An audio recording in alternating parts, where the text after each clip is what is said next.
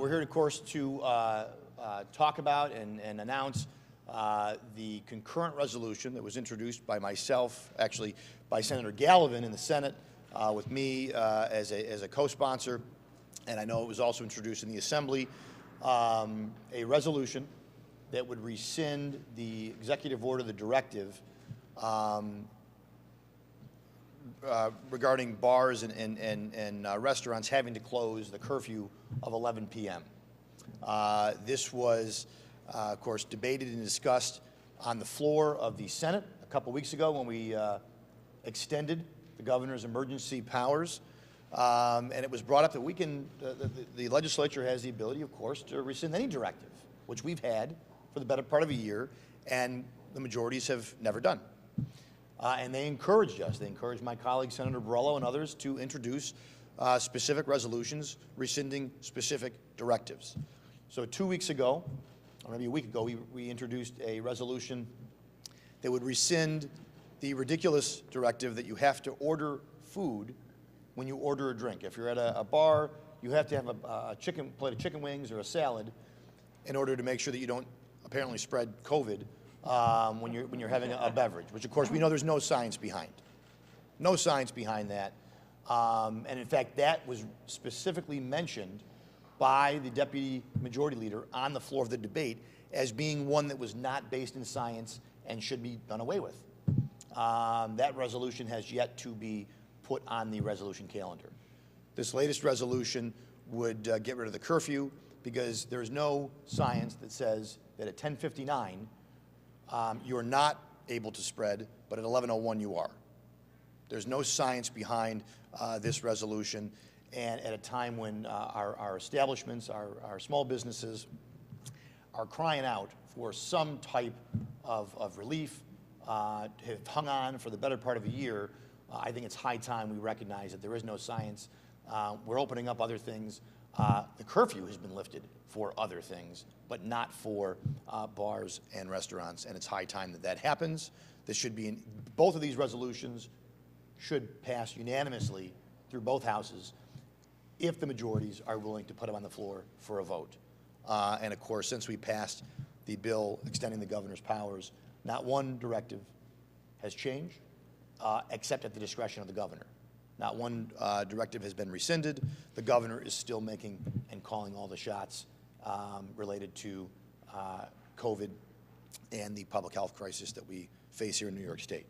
I want to thank my colleagues, both Senator Gallivan, as well as Senator Helming, Senator Borrello, and my entire conference, Senator Serino, who I know have sponsored and spoke highly and in favor of this resolution. And I also want to thank my colleagues in the Assembly who have supported this as well, including our next speaker, a friend of mine, a partner here in Albany, and that is Assembly Leader Will Barkley. Thank you, Leader Ort, and good afternoon, everybody. It's a pleasure for me to be here. I think Leader Ort did a great job setting out the circumstance, but let me make a couple emphasis on a few things that he said.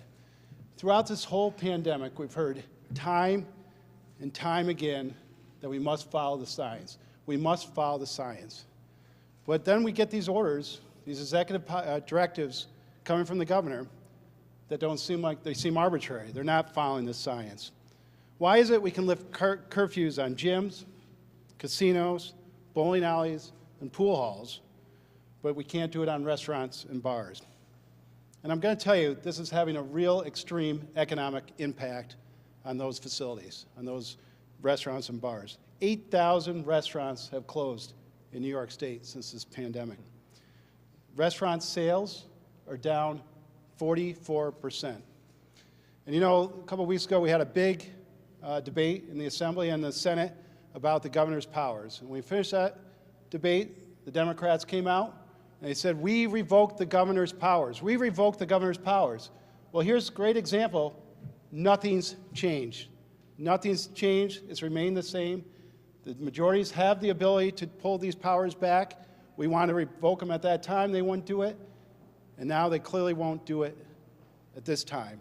So we have to keep this up. It's hurting our economy. It's hurting our small businesses. And as I said, unfortunately, it's not based in science. So thank you, Leader Ort.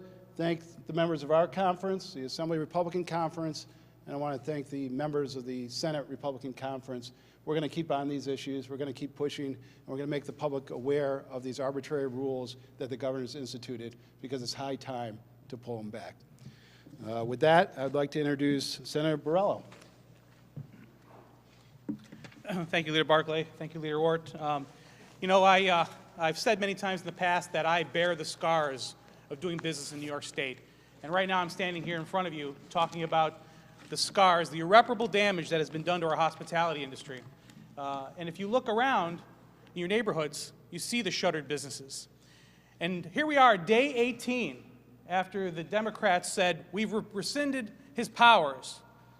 And here we are at day 18, and nothing has changed at all, except for one thing: more businesses have closed.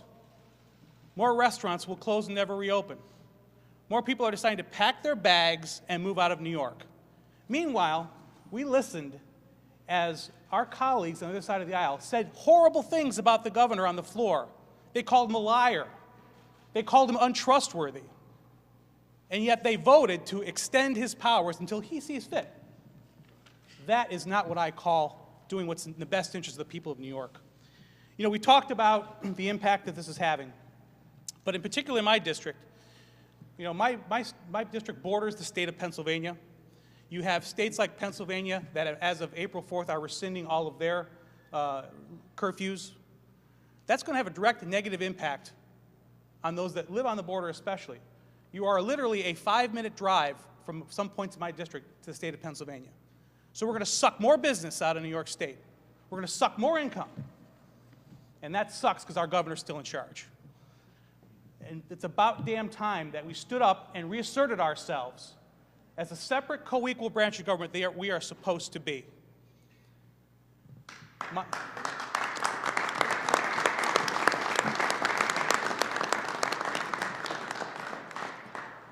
So we have that opportunity once again.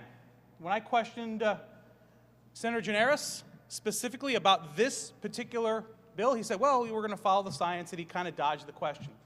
Well, there is no science here. And if you're in the restaurant business like I am, right now we're already suffering with lower capacities. Even at 75%, some places can't even achieve that because they still have to follow the other distancing rules. So now you're saying to them, if somebody walks in and orders some food at 10:30 and a drink, they got to kick them out at 11. That's not how hospitality works. Okay? We stop serving at a certain hour, but we let people finish their meals. We let them finish their conversations. We let them finish their drinks. And COVID has no idea what time it is. And just like this is not based in science, neither are many other policies that this government has continued to force down the throats of our small businesses. We employ thousands of people in the restaurant and hospitality business. These people are your friends and neighbors. These are people that are hanging on by a thread. And while they're doing a victory dance next door, our friends and neighbors are packing up and leaving New York State forever. We lead the country in outmigration.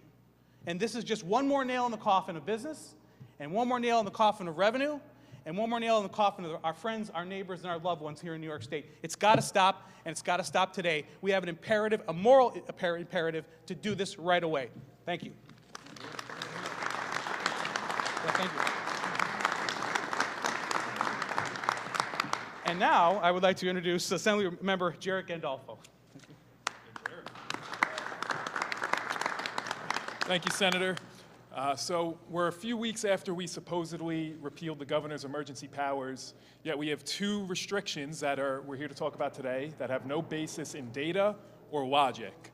We have the 11 p.m. restaurant curfew and the food requirement. And we are supposed to believe that you are safe from COVID at 10:58 in a restaurant, but once 11:01 hits, it's dangerous. Are we supposed to believe that a cheeseburger on the table protects you from the virus? It makes no sense. And the governor is refusing to lift these nonsensical rules, but the legislature could do it for him. We could pass these resolutions to rescind the curfew and this ridiculous food requirement. We could do it tomorrow. So I would call on my colleagues in the Assembly majority and across the building in the Senate majority. They should bring these resolutions to the floor and let us have a vote. I think the people would love the people of our state would love if we lifted these ridiculous rules. And I would challenge Governor Cuomo to say with a straight face that it is safe to be in a casino or a pool hall after 11, but not at your local diner or so-and-so's bar and grill. So with that, I'll turn it over to Senator Sue Serino. I'm sure she could add to this pretty well.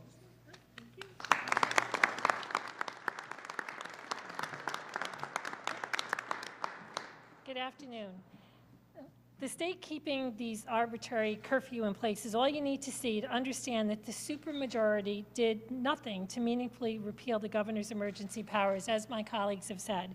But as someone who actually spent decades working as a waitress, a bartender, and a restaurant manager, it is clear that those making these arbitrary rules have never spent any amount of time trying to run any of these businesses. We're here today talking about the random 11 o'clock p.m. curfew, and our conferences, as you know, have introduced a resolution to do away with that, and the outrageous rule that requires the purchase of food with a drink. But these are only two of the job-killing and illogical rules the state has advanced during this time.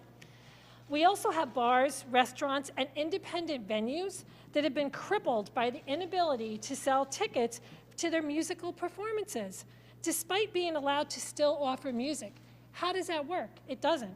We also have barcades that have not been allowed to open at all, one full year, and having to pay their bills every single month. Doesn't work. We have restaurants being allowed to open at a 75% capacity, but too many of them that cannot actually accommodate that many people and still abide by the current distancing rules. The list of the state-created problems goes on, and like you've always heard me say, Albany lives in a bubble. And while the governor and his political advisors continue to set arbitrary and contradictory rules from their ivory tower, it is the people in our communities who suffer the very real consequences. It's the single parents, the caretakers, the college students, the people who are working day and night to help support their families who can't get their jobs back, or the people who have gotten their jobs back but can no longer afford to make ends meet because they're so limited in how many they can serve. From day one, our small business owners and employees have made them tremendous sacrifices in the name of public health. And now, as we look to rebuild, it is time for the legislature to do all that it can to put an end to these haphazard rules.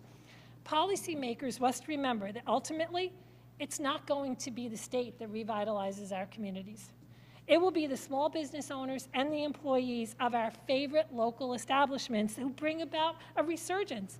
It is time now for the state to stop micromanaging and allow our small businesses to get to work to doing what they do best, moving our communities and our state forward.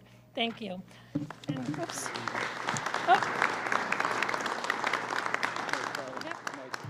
Yep. And now I'd like to introduce Assemblyman Michael Riley. Thanks.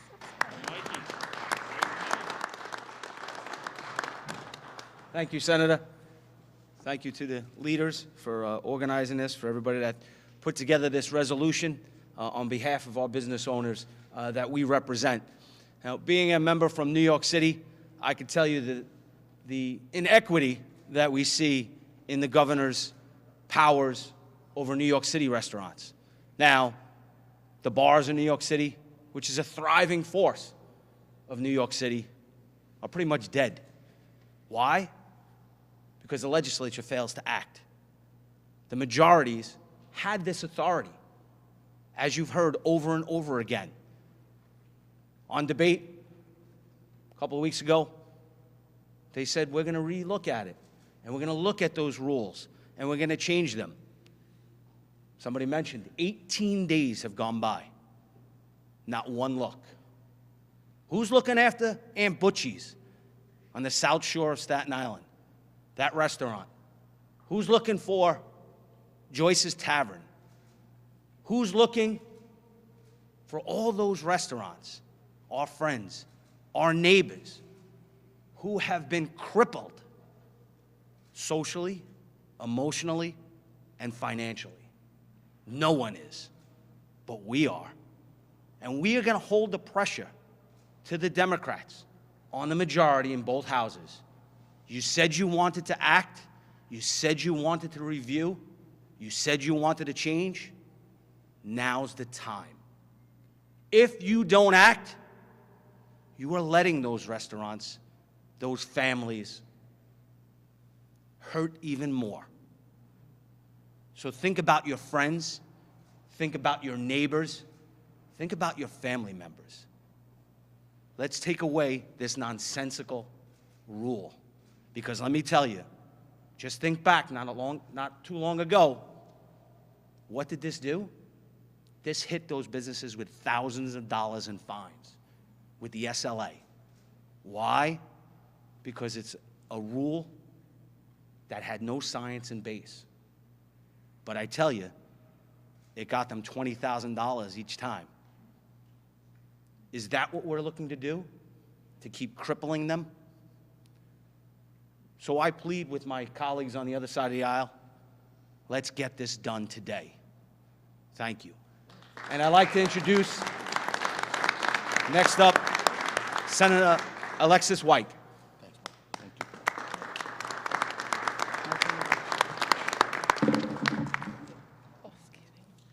Thank you, everyone, and thank you for being here. This is such an important topic.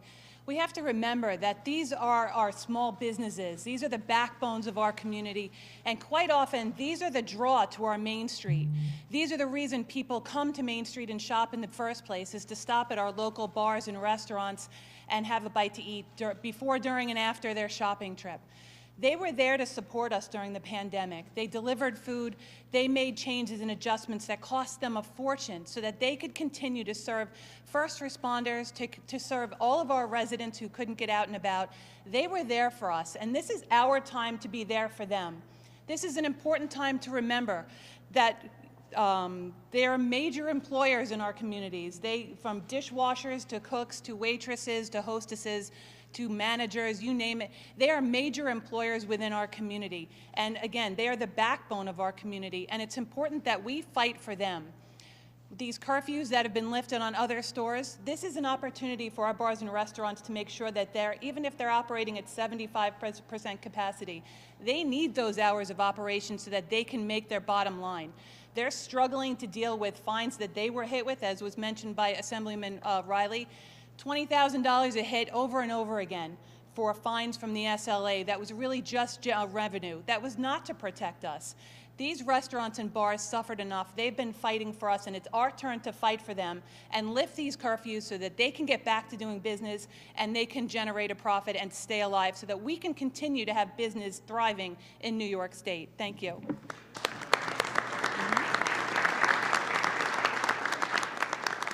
I'd like to introduce Assemblywoman Jody Giglio.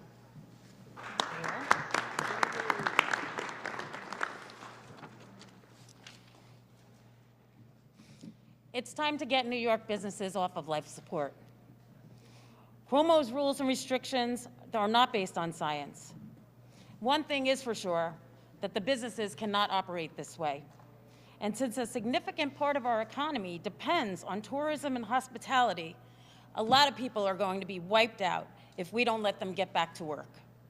So far, according to the comptroller, 160,000 people have lost their jobs that were in the hospitality industry. So far, thanks to the governor's mandates, and 1 out of every 6 restaurants in New York have been forced out of business. They had loans to pay and the rent was due. We as legislators cannot sit idly by and continue. The trickle-down effect to the ancillary businesses is also immense, and a lot of people are suffering. It's time to act. Legislators from both sides of the aisles have said that extraordinary powers granted to the governor at the start of COVID pandemic must be rescinded. We have been fighting to repeal his executive powers, which have been extended for him to modify and extend with no end date. The unpredictability and uncertainty for local businesses and restaurants and bars is unsustainable. While we have CPS workers and troopers storming into restaurants and bars, writing tickets and fines, we need to get them back to protecting our children and to making sure that crime on the street is under control. I have argued from day one that these decisions are best by the elected officials. They're best made by us. We're the closest to the people, and now is the time for us to do our job. To my colleagues, I thank you all for being here today. It's time to listen to the pleas of our constituents. It's time to let restaurants, pubs, and catering halls fully reopen. To the business owners, please hang in there. We're fighting for you. To my neighbors and friends and family, continue to take the precautions that will keep you safe. If you don't feel comfortable going out, stay home.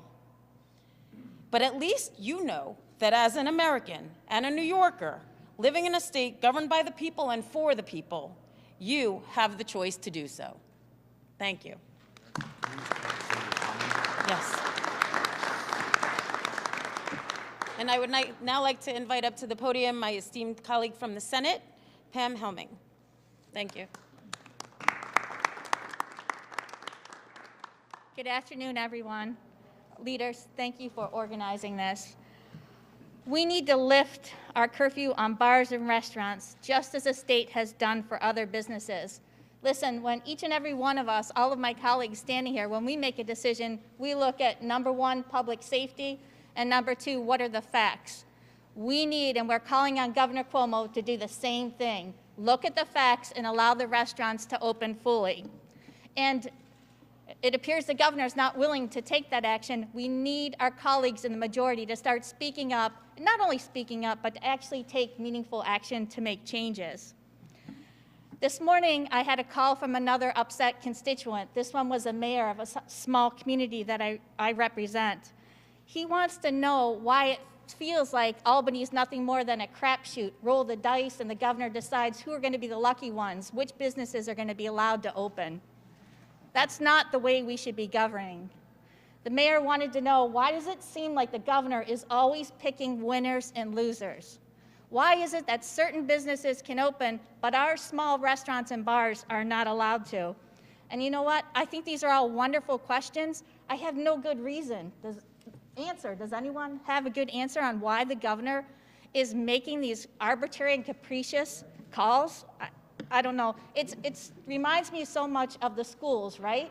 On February 25th, during the public hearing on health for the budget, and Dr. Zucker said that he would have a decision on when schools could open within a week. We're still waiting, right? Crickets, still waiting. Same thing with bars and restaurants. When it comes to extending the restaurant curfew, the state has said that it will make this decision later in April.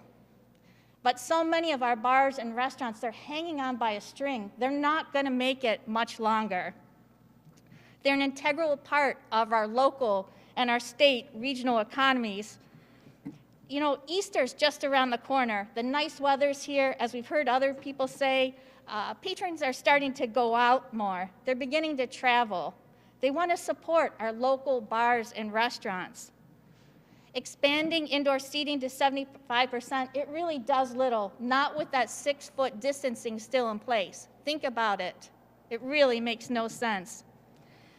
We must also eliminate the mandate that requires customers to purchase food with alcohol orders. And we need to help our small businesses by just letting them do their business.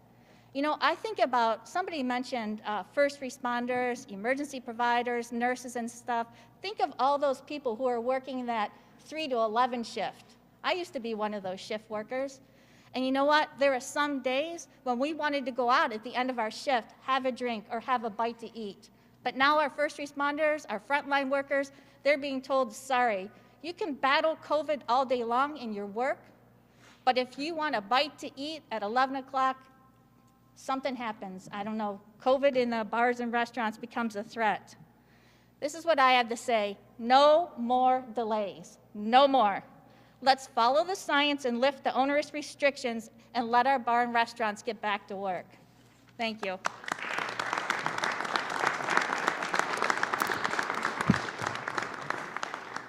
Thank you, Senator Helming, and I want to thank all my colleagues from the Assembly and the Senate who spoke today, and of course, Leader Barkley for his support. And just to be clear and to close before we get into questions, we could sit here and talk all day long about a bill that said it was going to do one thing and did the exact opposite.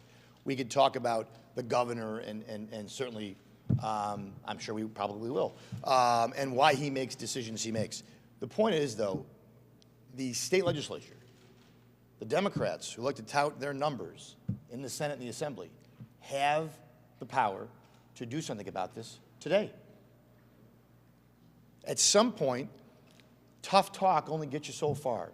Now is the time they could vote for it.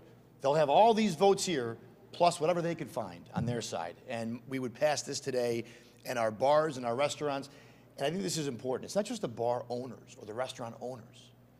It's the dishwashers. It's the waiters. It's the waitresses. It's the bartenders. There's a lot of regular New Yorkers. This is their job. This is how they bring food and money into their homes to pay their mortgages and their rents and feed their families. That's who's being hurt the most by these arbitrary and unscientific directives. And that's what these resolutions would fix. That's who they would help immediately. So again, these directives don't follow any other science but political science, and we're looking to undo that with these resolutions. So with that, I want to thank everyone for being here, and certainly am happy to take, if we could do on-topic questions first, and then when those are all done, because there may be a couple off-topic questions, we'll go to off-topic. So any on-topic questions? Any on-topic questions?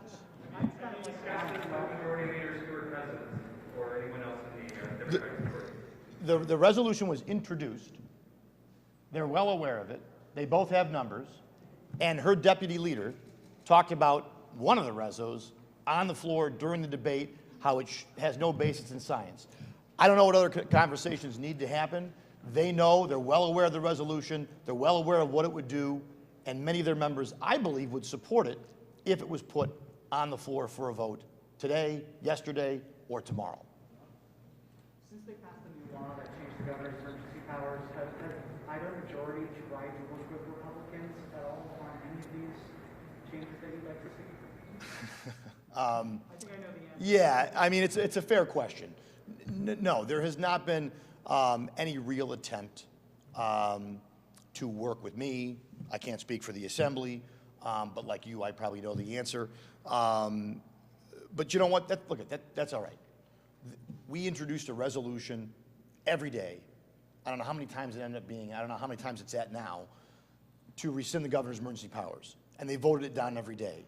And it wasn't until 17, 18 times, then the pressure mounted for them to do something themselves. So we'll continue to try to bring a spotlight to this and let the public know this resolution is there. This isn't a mystery. We don't have to wait for the governor. We don't have to wait on some sort of data point that's not forthcoming. They have the ability to do it. They voted on the bill, and they touted their ability to rescind these. We have the ability to rescind any of these directives. Well, here you go. Here's two that I think are very uncontroversial, have no basis in science, that would seem to me to be sort of an easy way, bipartisan, and certainly help our workers, our small businesses, our restaurants, our bars, our hospitality industry that has been very, very hard hit by the pandemic. So, we'll see what happens, but we're going to keep pounding away and talking about this until something happens. Off-topic questions?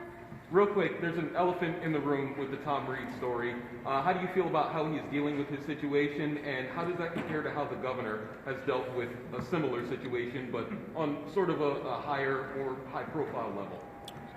Sure. Towards me?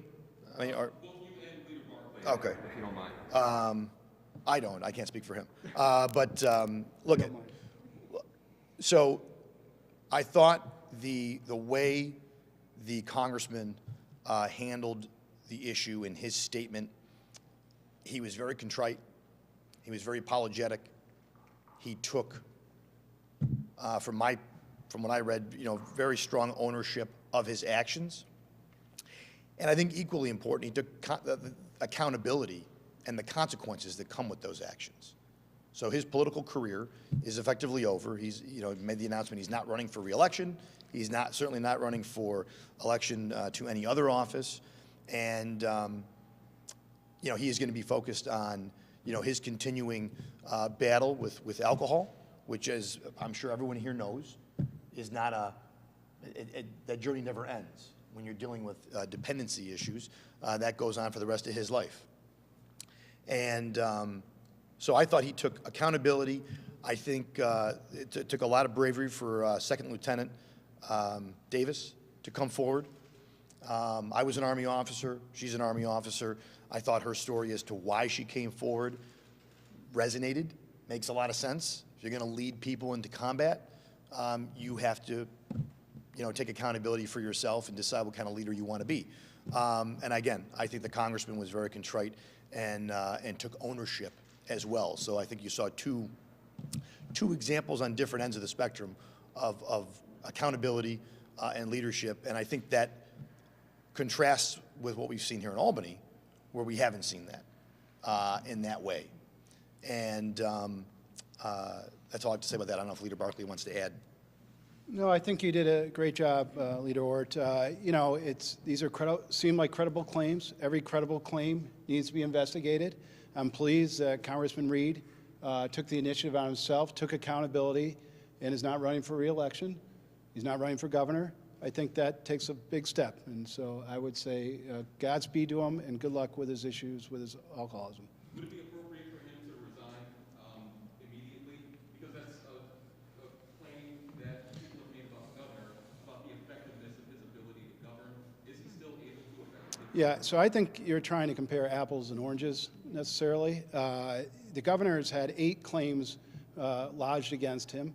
He's also had a huge issue with the nursing home fatality cover-up and a whole host of other issues, frankly. So the idea, we called for his impeachment because we simply don't think that he can govern. When we have massive issues right here in the state with our budget due obviously April 1st, with the pandemic still ongoing and other issues, we just don't feel like he could govern. He ought to step aside and we can go through the impeachment process, which I mind you, does have due process rights. It's not like he's just getting thrown out of office. Maybe the Senate won't impeach him and he can come back. But so ultimately, I don't think they're necessarily an apple-to-apple comparison. I would say it's more an apple-to-oranges comparison. Next question? Okay. Thanks, guys. Nice job, buddy. Thanks for taking that.